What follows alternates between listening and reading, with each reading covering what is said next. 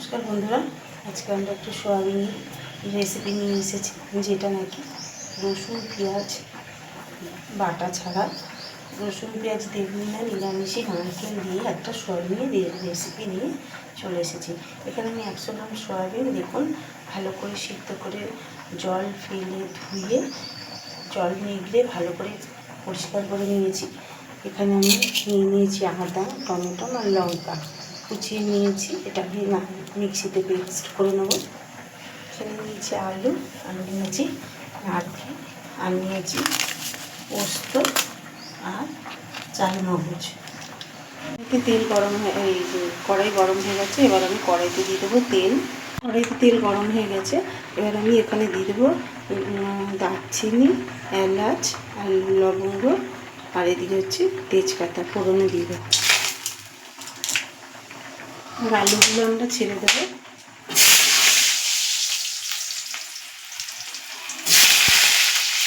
আচ্ছা, আমরা এর মধ্যে জিরের গুঁড়ো অ্যাড করে দেবো। নুন দিয়ে এর মধ্যে আলুটা ভাজা ভাজা করে নেব।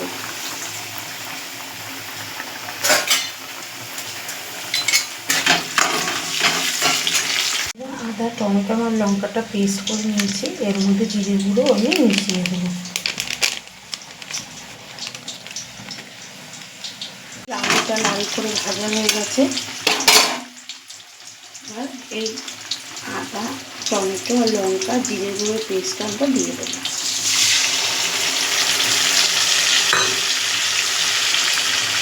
এটা আমি মিক্সিতে পেস্ট করে নিয়েছি।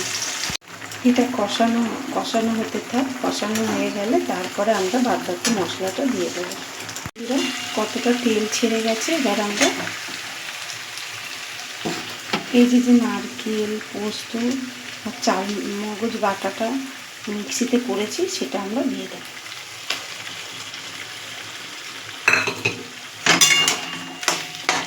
এটা দেওয়ার পর কিছুক্ষণ আমরা মিডিয়াম আঁচে রেখে নাড়াচাড়া করতে থাকবো।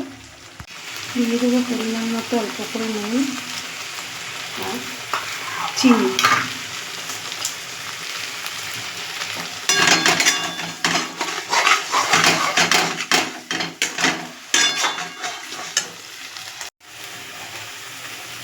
মিক্সি ধোয়া যে জলটা এটাও দিয়ে দেবো।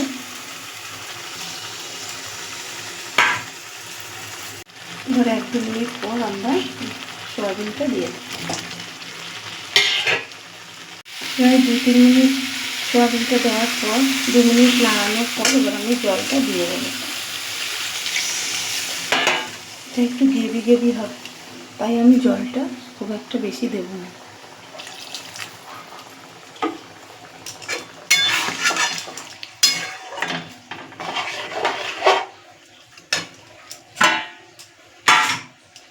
এবার এটাকে আমি মিডিয়াম আঁচে দিয়ে ঢেকে দেব।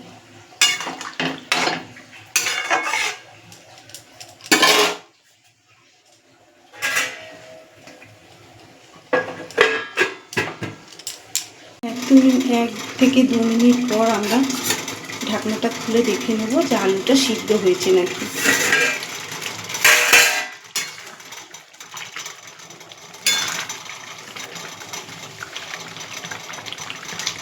দেখুন আলুটা সিদ্ধ হয়ে গেছে, আলু সিদ্ধ হয়ে গেছে। এবার আমি এটাকে নামিয়ে নেব। আমাদের রেসিপি রেডি হয়ে গেছে। পেঁয়াজ রসুন ছাড়া এইভাবে বাড়িতে একবার করে খেয়ে দেখবেন নিরামিষি, তখন মনে হবে না যে আদা পেঁয়াজ রসুন দিয়ে খাই। ভালো লাগলে এই জিনিসটা আপনারা যারা অনেকে নিরামিষই খায় তারাও খেতে পারবে, আবার আমিষ যারা খায় তাদেরও খুব ভালো লাগবে, যেহেতু এর মধ্যে নারকেল দেওয়া আছে। তাই এইভাবে একবার বাড়িতে করে খেয়ে দেখবেন, আশা করি বাচ্চা বড় সবারই ভালো লাগবে। ভালো লাগলে একটা লাইক এবং সাবস্ক্রাইব করে দেবেন। ভালো থাকবেন, সুস্থ থাকবেন, দেখা হবে পরের একটি রেসিপি নিয়ে।